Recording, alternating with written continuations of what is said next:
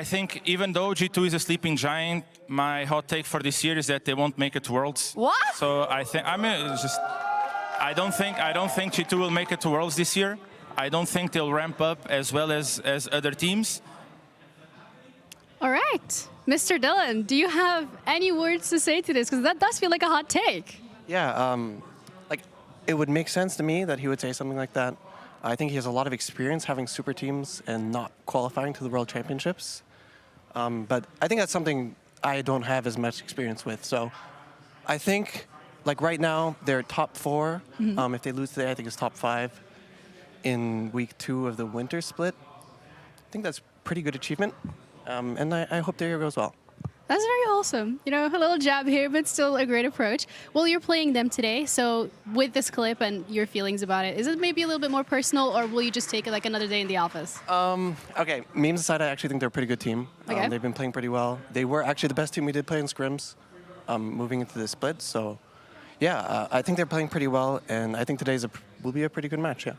I'm excited. I'm looking forward to it. I mean, with G2 as well, what we've seen over the last couple of days and like the 2 weeks of Winter Split, do you have a specific tactic that you're focusing on, or anything in particular heading into these next game that you think that is our main pain point?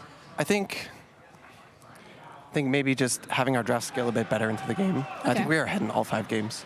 As much as everyone's going crazy that how poorly we're playing, how unconnected we are, I think at the end of the day, we just threw a lot of games with poor scaling drafts. Our scrims overall are going quite well, and the early games in these games are going quite well. So we've been working a lot on getting a bit more connected with how we play our mid games, how we set up our objective, maybe being a bit more aggressive. And I think just the drafts, I think most of it, the drafts just needed a bit of work. Well, I'm really...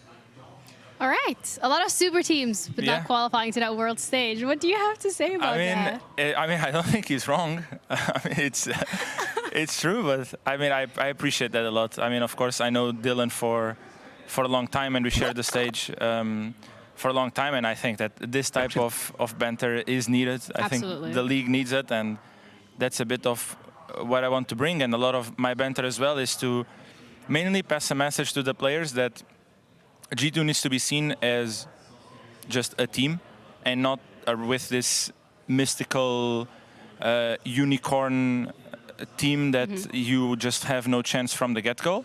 So a lot of the banter towards G2 from my side also comes a lot from I want my players to see that, like, of course they are beatable, and I do think that we are favorites coming into today's match, and that's the belief that I want to have. I think that's the first step for us to become a very strong team. Yeah, absolutely. Showing that, you know, G2 is a team. They're human after all. You know, they can bleed, and that's something that you guys have showcased in terms of like your banter. We've also seen other teams already take down G2. So do you think that's working with your players? Have you noticed that there has been a positive effect on their confidence? I mean, I think so. I think they believe that that we can achieve great things.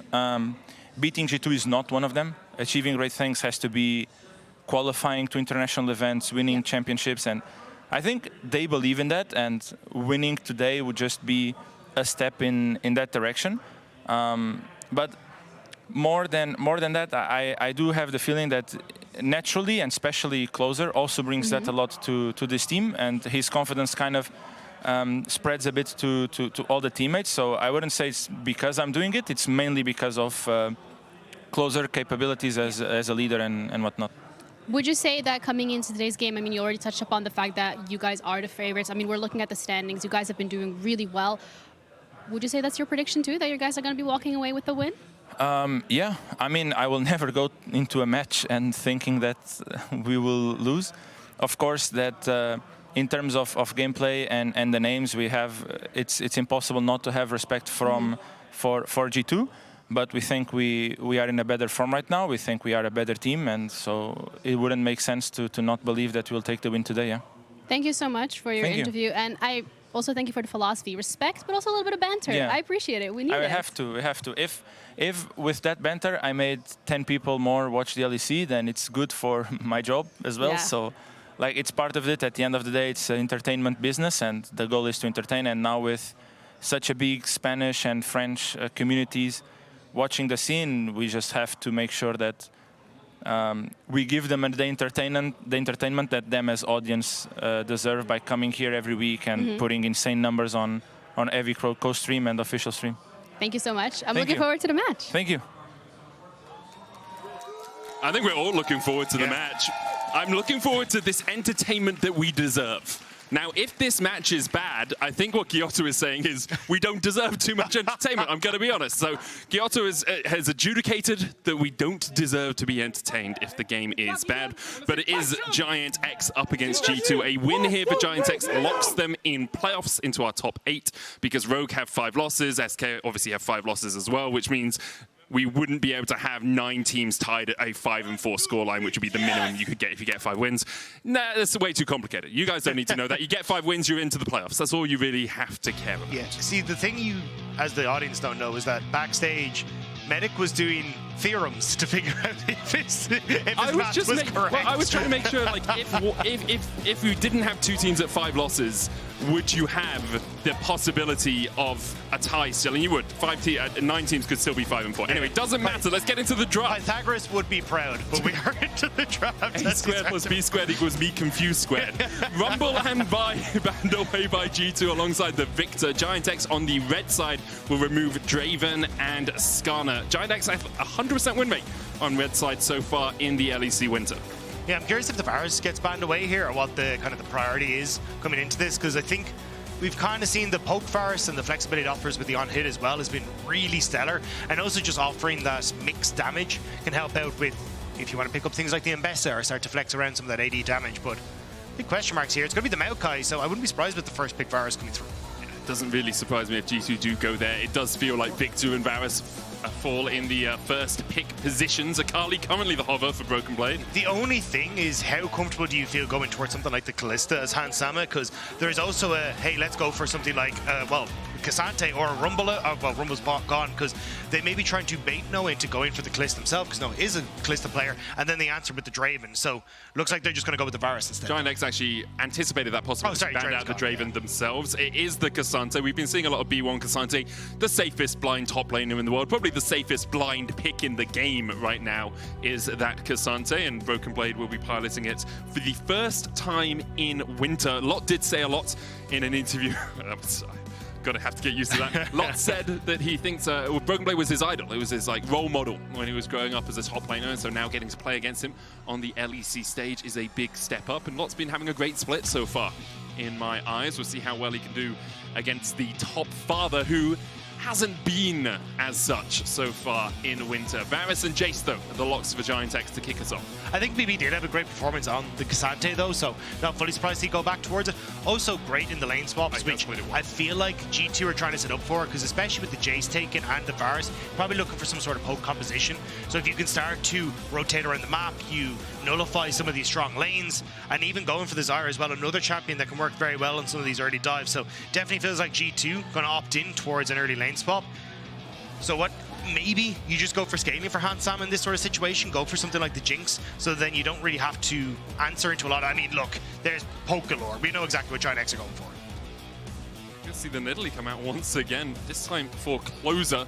Had it not succeed a couple of times, Isma having a bad performance, well, a good start and then a poor end, and 113 having a very similar experience in the last game. Here, Closer will be putting his paws on it. Second stage of bans is Kalista removed by GIANTX, so they're anticipating Hans Sama looking for something aggressive in that bot lane. I think it could also just be the Ezreal to try and remove some of the comfort picks or the aggressive picks there, but I think this is where Maokai is kind of very valuable on both sides. I know he is banned away, but I'm kind of surprised to see GX be the one that's banned him away if they are going to opt in towards this kind of poke composition, because I think Maokai and having something, an engage tool in that bottom side, is really what fulfills this role more so than the Nidalee of being that engage tool, offering that disengage. So maybe you look towards Renata ban as G2 here just to try and get more of that disengage gone, but at this stage G2, they just need to try and figure out how the hell they're going to engage onto GIANTX. At the moment, it looks like it might be a little bit of a struggle. We do still have things like the Rel, like the Nautilus as possibilities for G2. Rel banned away by them, trying to remove some of the possible engage tools from GIANTX themselves. Leona obviously fits into that wheelhouse as well, and that is where Noah is currently hovering for GIANTX. We've only seen Jun on Rel and Poppy so far, so it will be something new in his toolkit, but very experienced on the Leona overall. Yeah, I thought Jun might opt in towards the Renata, because honestly it was one of my favorite picks for him. Last year I thought he looked great on it. And then you can go in towards the Ornn for Lot on that top side, just go tank for tank and still have that engage tool after the poke is landed, but they just want to try and get it for Jun instead. And I'm curious then what Lot wants to try and go for, because you can still flex the Jayce in towards Jackie's in the mid lane if you'd really like to. I'm not really sure exactly where this Jayce is going to go to, so it's nice to hold on to that flex for GIANTX for the moment. I wonder if G2 will look for the Renata themselves here. They've got a bit of engage. They don't have a huge amount, as you say. It's going to be hard for them to get on the Varus and the Nidalee and the Jayce on that backline. Nautilus instead, the option here for Labrov. G2 supports and Nautilus do not have the best history together. Mickey known for running it down from time to time on that champion, but Labrov's going to try and pilot it in this game.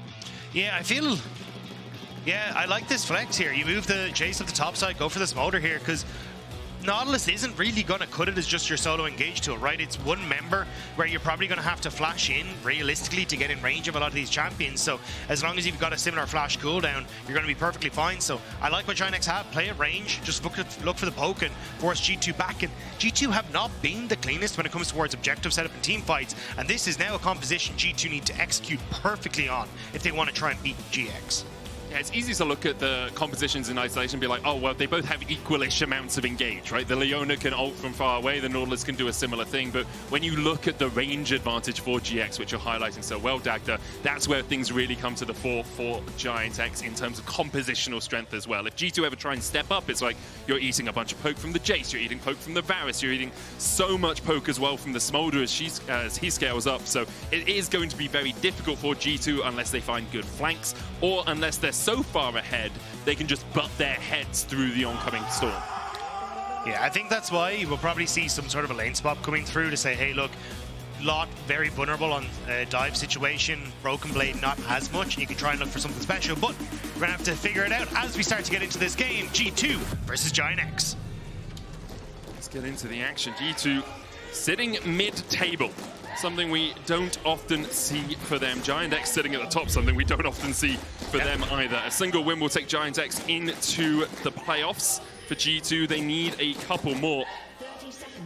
And Rob, I know you did some research and you pulled up this quite interesting factoid about G2. Yeah, this would be the first time since 2018 spring that G2 did not finish top 4 after week 2. Now, we saw Dylan Falco on the couch kind of saying, look, week 2 does not define your year, and I think that is a very fair observation, but I think a lot of this is G2 just not performing to the state that we expect them. Their team fights haven't been as strong as we wanted to. They haven't been able to find a lot of the success that made them so special, and it feels like in even their game against Vitality, they were getting run around the map. Like, a lot of what made G2 special hasn't been seen this split. And I think a big part of it as well is G2 look underwhelming, and the parts they gave up look incredible at the moment. Yike is having a Stormer, Mickey is having a Stormer, Fnatic and KC sitting at the top of the table.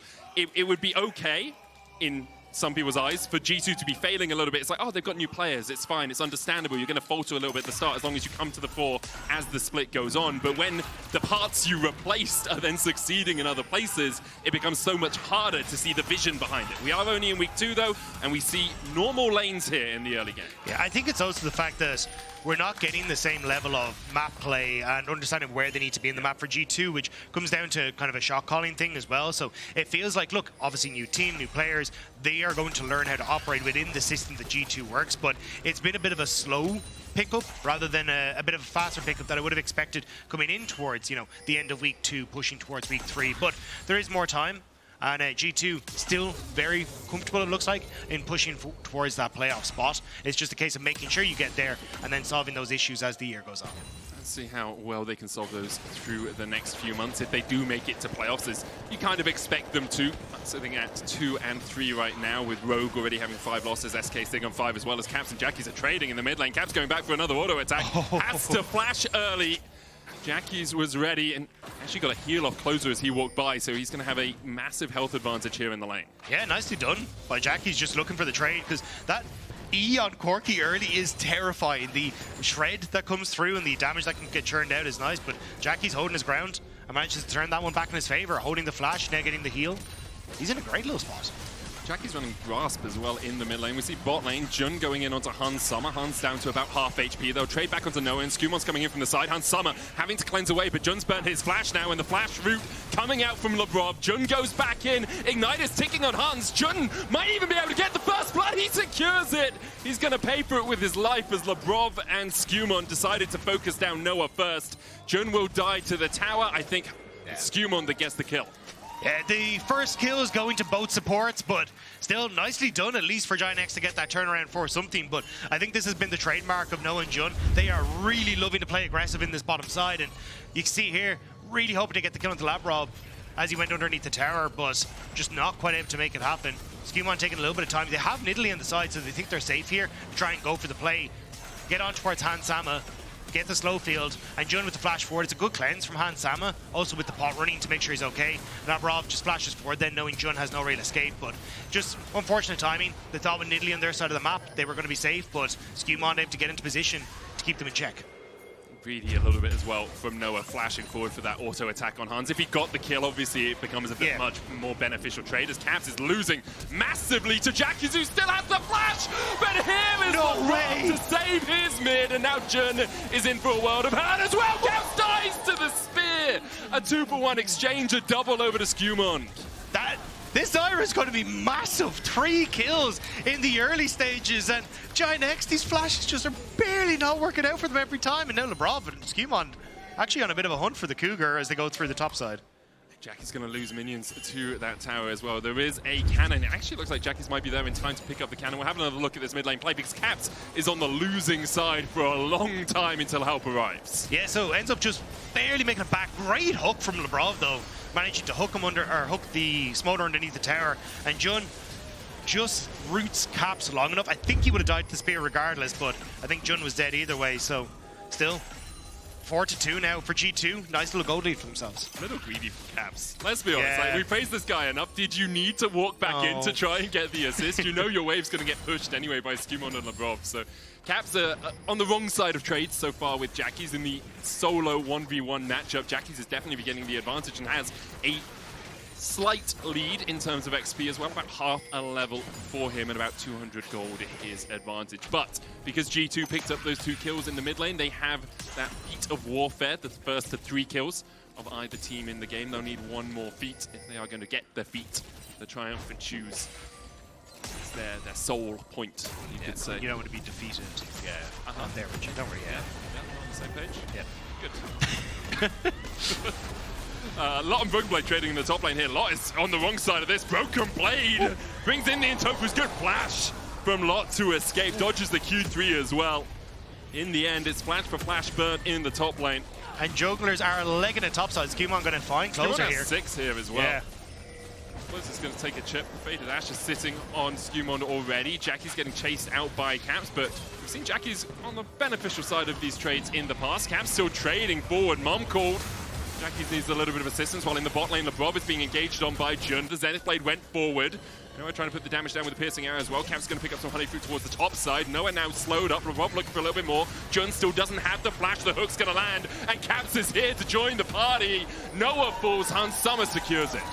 The fact that Caps got to wander the entire way down bot side and catch them out is a little sad for the GIANTX bot lane, but they've been trying to play this lane hyper aggressively and it has not worked out for them whatsoever. Now they're going to get the push in bot. That's a big wave loss for Noah, and Closer just trying to poke SkewMond out of this top side. I don't think you can really take the trade with SkewMond having level 6. Yeah, I don't think SkewMond's been hit by a spear in this trade as well, which makes it a lot harder for Closer to actually win out on the 1v1. SkewMond's now going to start up the grubs. Lot is in the area, full mana, full HP, but I don't think we'll see GIANTX really fighting this. There was a fight in the top side as well. Lot obviously burnt his flash earlier on, and not really much the GIANTX top laner could do in that situation. Yeah, I mean, the quick ult underneath the tower means he can't really do particularly much, and G2, as a result, will end up getting these void grubs as well. So, I mean, at the moment, a composition that kind of wants to be ahead in the game for GIANTX is not really looking so hot. Like, you're 1.7k goal behind, you're not getting the void grubs, you're not really stacking any of these early dragons either, so starting to get a little nervous for GIANTX. They kind of need to right some of these wrongs, but they don't actually have like an engaged jungler or ease of setup for Closer to really get into lanes apart from bottom side, so they're kind of at the whim of G2 right now. It's one of the weaknesses of a poke comp when you fall behind. We talked about it, like if G2 can just run into your poke and not really care about it, it becomes a lot harder to actually pressure them with that poke. We see Hansama and Labrov moved up towards the top side here. There is a Drake on the bottom side of the map. SkewMond is currently in the vicinity of it, but I think on the Zyra, he's probably just going to go for a full clear and try and get towards top side as soon as possible. G2 out to about a 2,000 gold lead at the 9-minute mark, and their early game has been a good part of what has been a disappointing start to the split for G2. Yeah, they've been continuously able to get these early leads, particularly in around, like, Caps has been doing a phenomenal job in mid, and sometimes he has been strong enough to just carry them to that second win when you think back to the Smolder game, but hasn't really been able to find too much success as a unit. Now SkewMond needs that help. SkewMond does have flash here.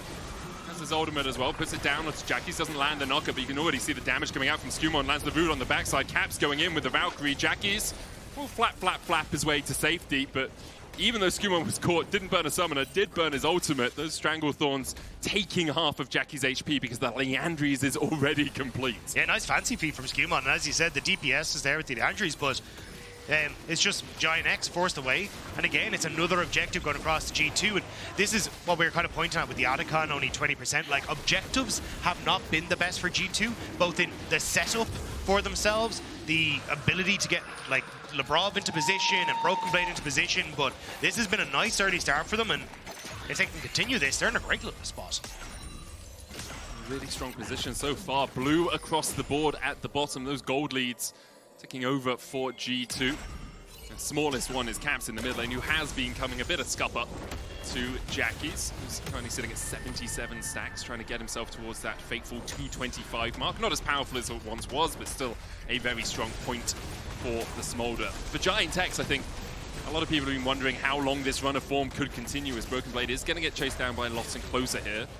The first spear missed, the second goes wide as well, and BrokenBlade is almost at the safety of his tower. He will manage to escape. I think the question for GIANTX was how long could the run continue? Now, they're 4-1 so far.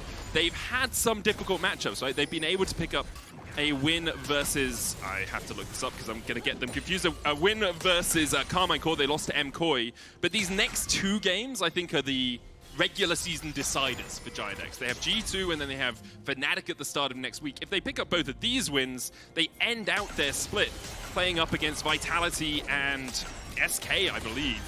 Is it SK? Oh, gonna take a lot of damage. BDS. Yeah, no, it takes a lot of damage. So if they can manage to get through these next couple of games, they're looking at, you know, an 8-1 scoreline by the end of it. Yeah, and I mean, it starts a big win if they could take it against G2, but G2 trying to get them underneath the tower here. Ult is available for SkewMond. They don't really know where Closer is, so they're going to back away for a moment, but maybe on this next wave? Labrov hooks a minion. We'll say it was to delay the wave, guys. Yeah. It was a warning shot. Down. Zenith Blade wide as well. The Solar Flare misses.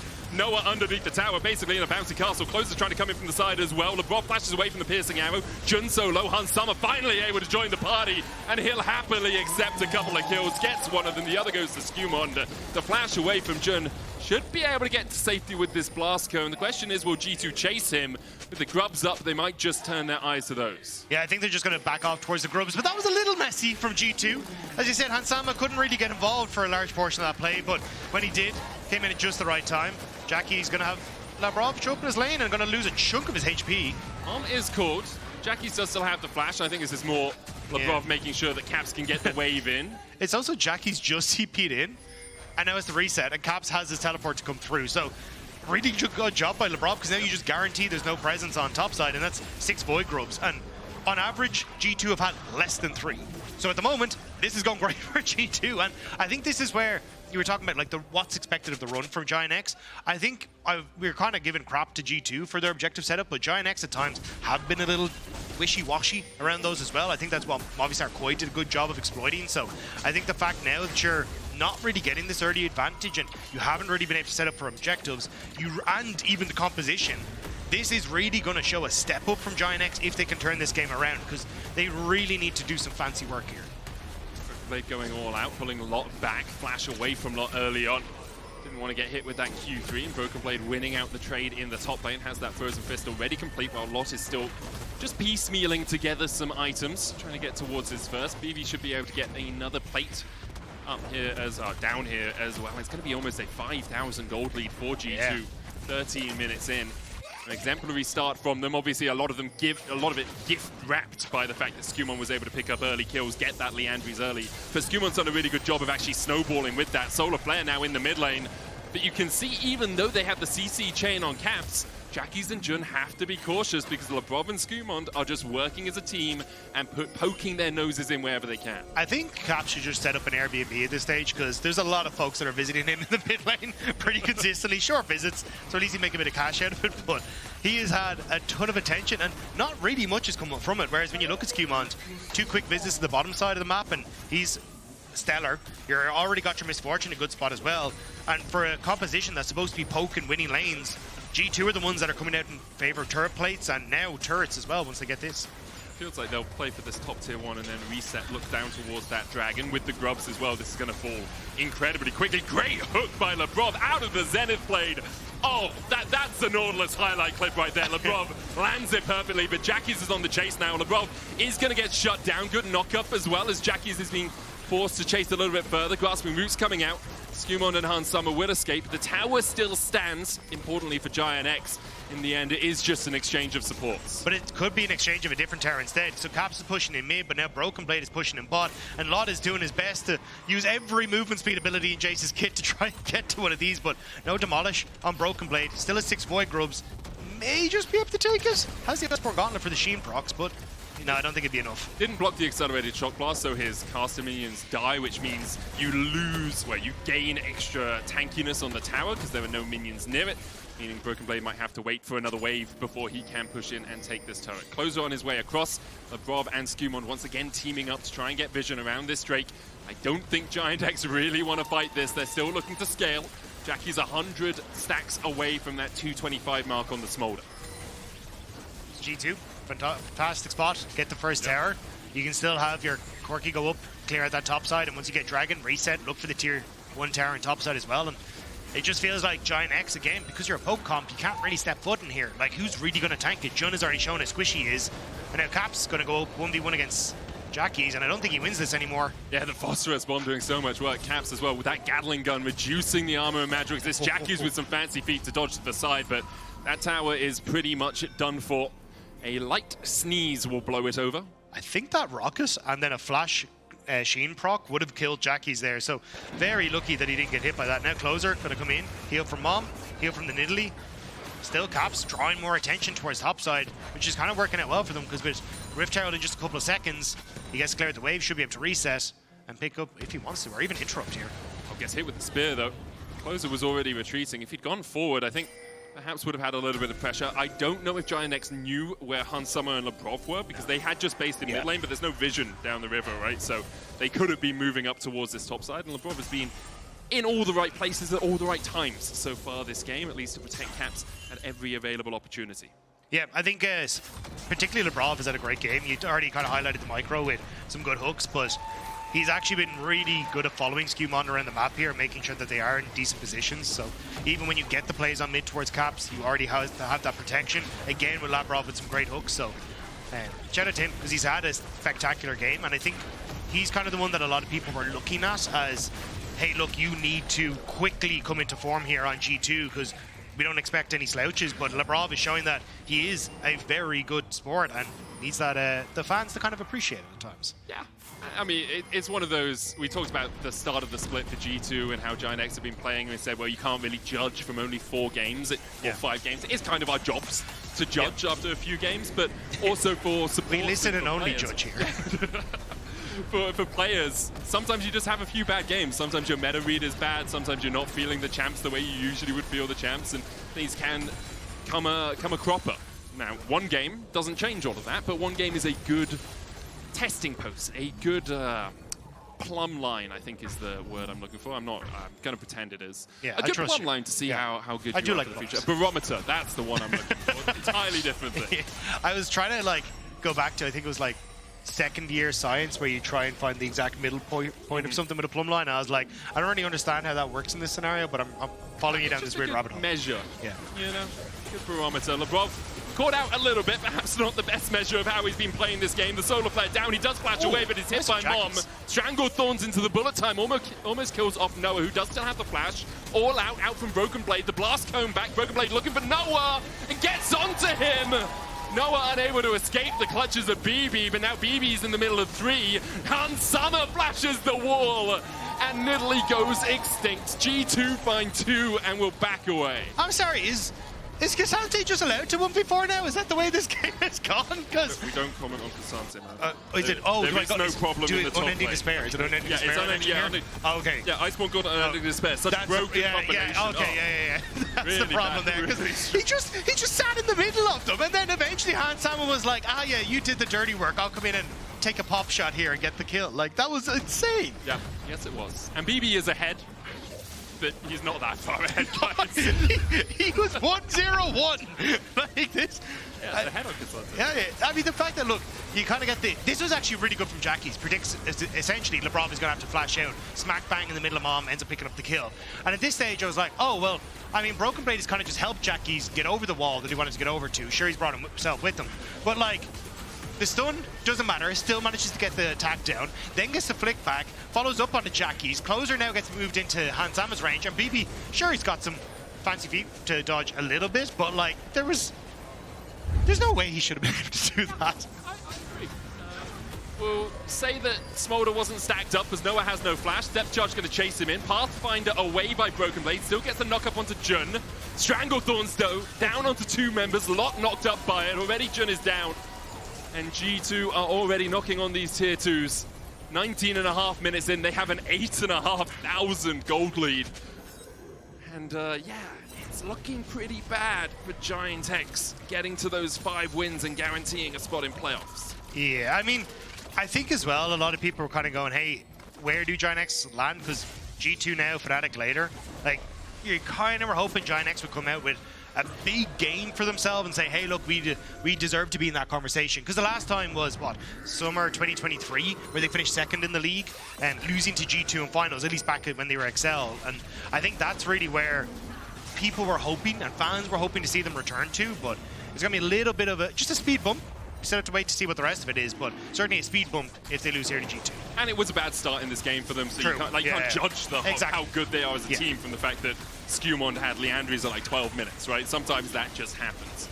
I think if I was a GIANTX fan coming into the split, I'd be pretty happy with the fact I've gone 4-1 in the first 5 games. I'd be pretty happy with the fact I'm likely to get to 6 wins, considering the rest of the opposition I have. All out coming out onto Jun, and it feels like targeting at the moment from G2. Jun just doesn't get an opportunity to move.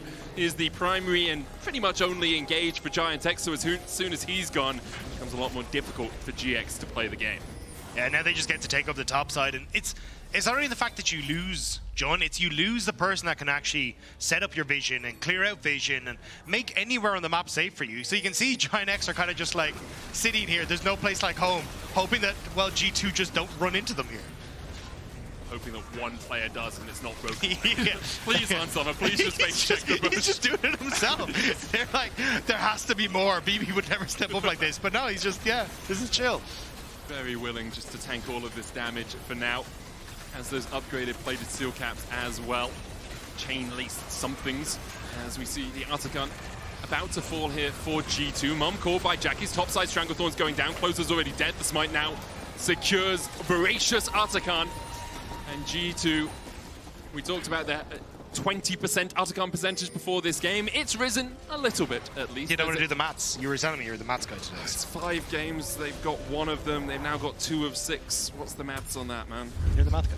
It's like 36% or something. 512%.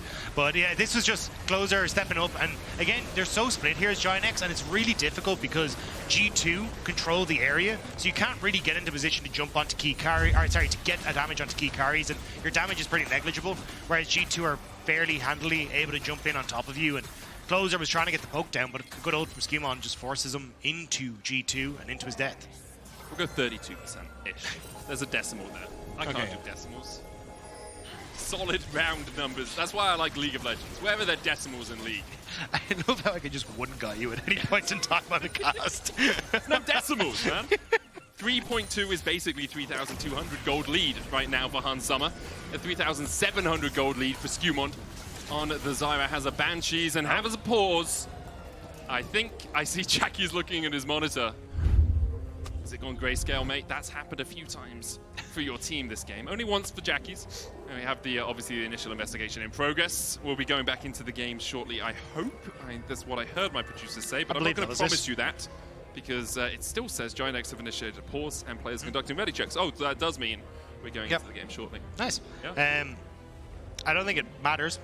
I think this game is very much in G2's hands as they go into siege on the base, and yeah, we're going to be back into the game in just a sec. But yeah, with this siege, GIANTX can try and clear out the waves at least, because the Baron isn't there yet, and still yet to spawn. But yeah, this is a toughie.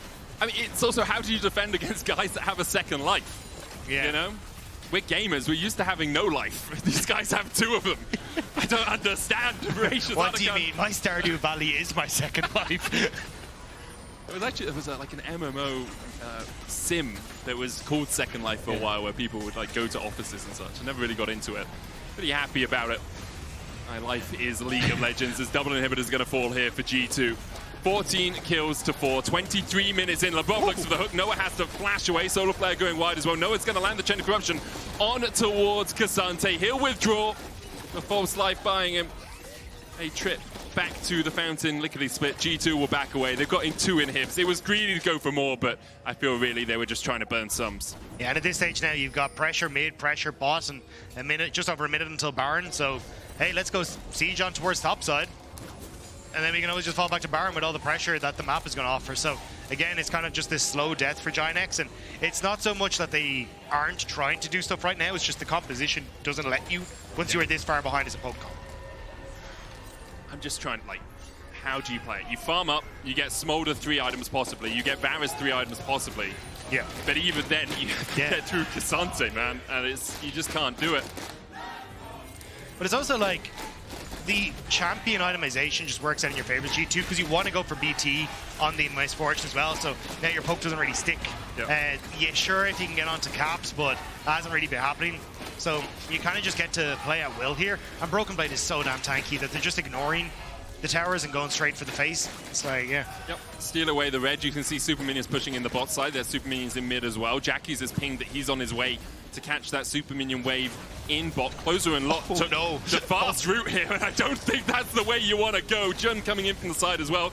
Might dissuade Caps from going any further, but Closer's already at 3rd HP, and Lot almost down at half, and that's the tower gone. Sometimes the scenic route's worth it. Yeah. So you can have a much all nicer the time experience. in League of Legends, the scenic route is worth it. Take your time, get yourself a bus pass, go the long way around. Baron up as well for G2. 3 inhibitors down for the next 3 minutes at least. And with double supers in every wave, I think it's going to be very hard for GIANTX to even think about leaving their base, never mind challenging G2 around the next objective. Yeah, especially because I think with just BrokenBlade and SkewMond, you could probably take it. Well, we're going to find out it's just SkewMond and Hans Sommer first, but yeah. Well, with the burn that you have on the Leandries and the damage there, you don't really need a huge amount of people. And GIANTX going to try and get in here, but I think if one person dies, the game just ends. So I don't even think it's worth Closer trying to steal, but you also lose if they take the Baron, so... Yeah, the game ends if they take the Baron, and the game ends if you try and steal it. You might as well get the 1,500 gold. True. You know? They didn't. And the glory, just say, like, the glory, gotcha. Outsmited SkewMond. Who's the real winner? It has happened a few times this split, though. I remember Yike outsmiting him a couple of times. Yeah. I think on day 1, day 2. Yeah, it was a little unfortunate. Yes. Infernal Soul as well, the next option for G2. So they are going to make sure that all the neutral objective stats that we talked about at the start of the game are now very much in their favor. One bad stat and G2 were like, no, not a hope. No, we're not letting this happen at all. It's not just the coaches. Look, I'm sorry, Dylan. Okay, I'm sorry. That's a Falco punch if I've ever seen one. That's okay. 11,000 gold the lead for now for G2, and GIANTX probably thinking more about the dinner they'll get at the end of the day than the conclusion of this game, because if they find a way back in this game, it is truly miraculous. It is something out of legend rather than something we expect to see. Lot is trying to push through top, he'll TP back. Mom comes down, still 2 supers there on the wave. G2 will take the first Nexus tower. Remember, they do respawn if GIANTX can delay for 3 minutes. I did forget they had 6-point grubs as well. This is doomed. Lots is dead. Redemption comes down. The second Nexus tower is short to follow. Lot goes back in. Caps hits a missile, and Lot is sent 6 feet under. The bullet time comes out. G2, in convincing fashion, will take their 3rd win of the split and deny GIANTX playoffs for at least 1 more game. Very well played by G2 from start to finish, and in particular SkewMond. I think coming in with a very clear game plan of we want to punish the aggressive bot lane of GIANTX, and it snowballed very well from there. They really did. They really did all round. Your player of the game votes at LEC on X are BrokenBlade, SkewMond, and Hans Summer. I think we all know who it should go to. I'm a little disappointed not to see Labrov on there. I agree. do think he had a really good game as well, but support's always underrated, obviously. I think I still would have given it to SkewMond, I want to stress. Yes, I just think Labrov deserved the nomination, you know. From time to time, it's nice to give the supports a little bit we are the 2 favour. supports, though. You know, We are the 2 supports, it's true. We're going to go to a quick break, and afterwards, Ginny is going to be standing by with BB, and she better ask him about Labrov. He's the best.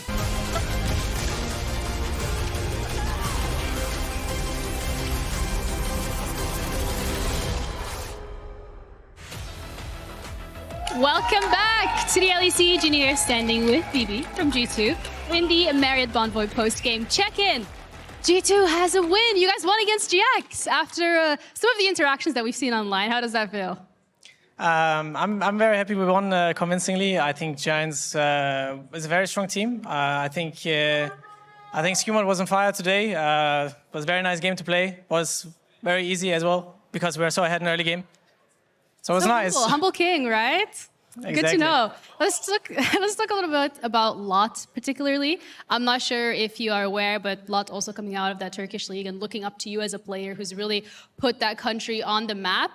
How does it feel to, you're someone that someone looked up to for such a long time, but now you're their rival? I think it's very cool. I also I'm very excited with how Lot will develop as a player. I think he's been playing very good. The same goes to Nako. I think he's extremely talented. I thought he was extremely talented 3 years ago already. So I'm very excited on how they will develop. And for now, I'm still at the top. So they will have to punch their way out of it. If they want to beat me, they can. So far, they both lost. Okay.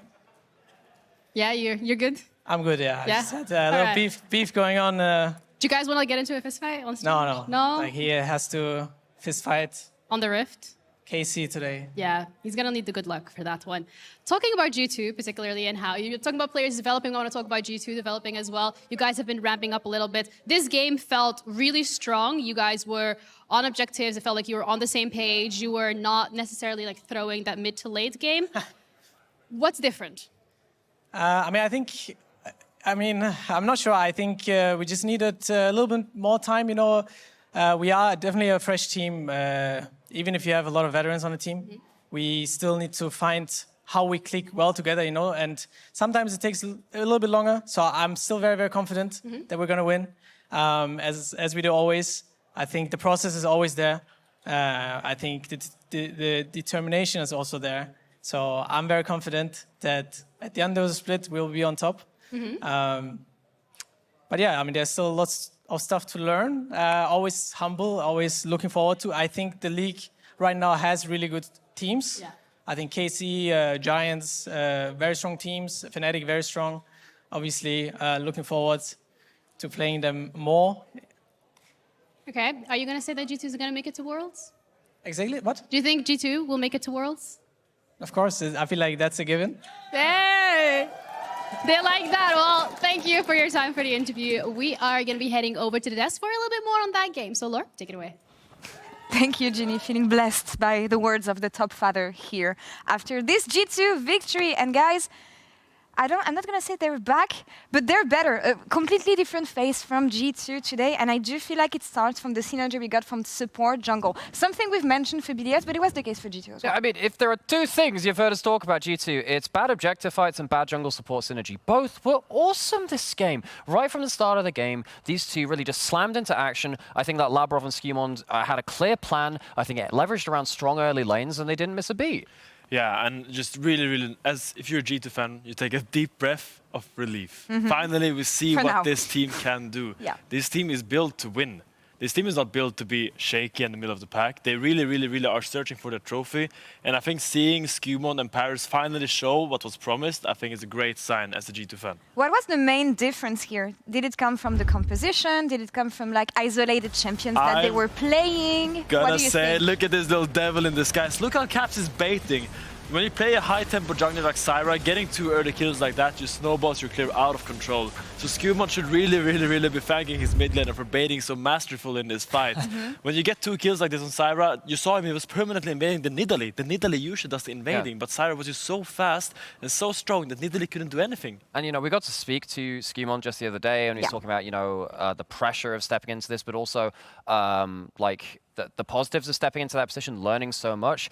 Getting that kind of platform to play off with Caps, just giving you such a great position to play off, and meant that he got, I think, an 8-minute Leandries on Zyra against a Nidalee, who is also a power farmer. He's meant to keep you down in the jungle. SkewMond, to me, was absolutely fantastic. I can't ask for more from here. Immediately got in towards bot lane. He was 1v2ing jungle and mid lane later into the game on your favorite champion as well. I know. You felt pretty good at that one. This is exactly what we wanted to see from him. It's taken a little while, but hey, I'm sure GT fans will be feeling a lot better about that now. And I feel, so you want to add something, Finn, maybe? No, I mean, we've been talking a lot about SkewMond, but also we have to highlight, I think, BrokenBlade, who did the interview. He's been like kind of the hidden rock of G2, I think, in this split.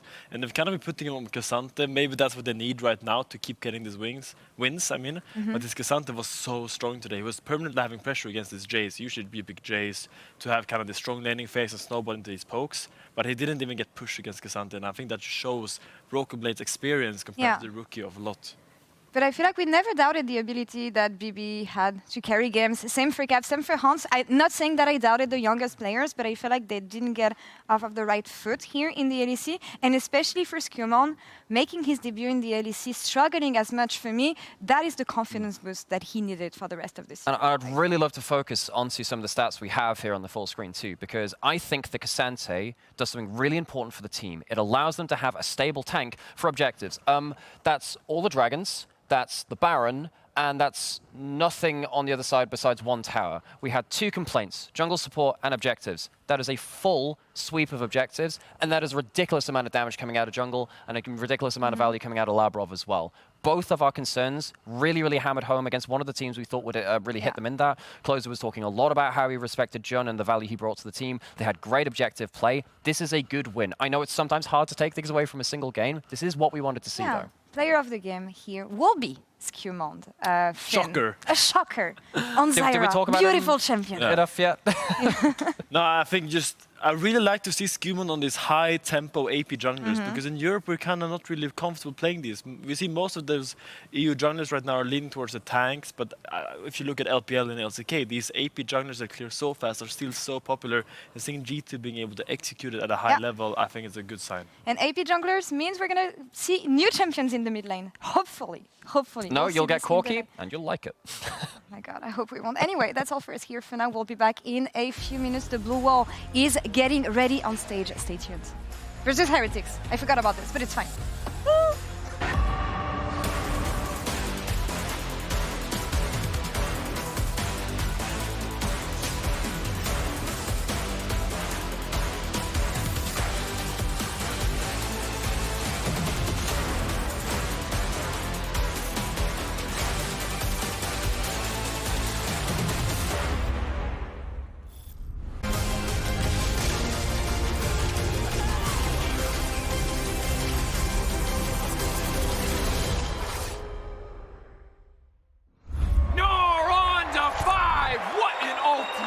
Incredible play there from... Oh, that was incredible. You love to see it. Right, yeah, let's really What get into... a move! He's just so good. I mean, the persistence, the patience to find the angle. You just don't see that from rookies. I think he's got it all. He's got the command. Have a break. Have a Kit Kat. Ooh, that looks good. Do you want to maybe share a little bit? Yeah. What a move!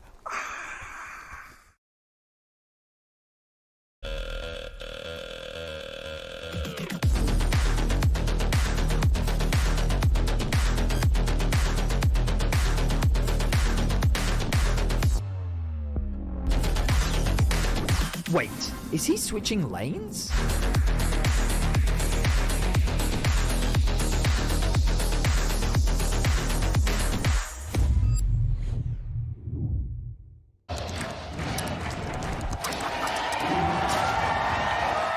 Red Bull gives you wings.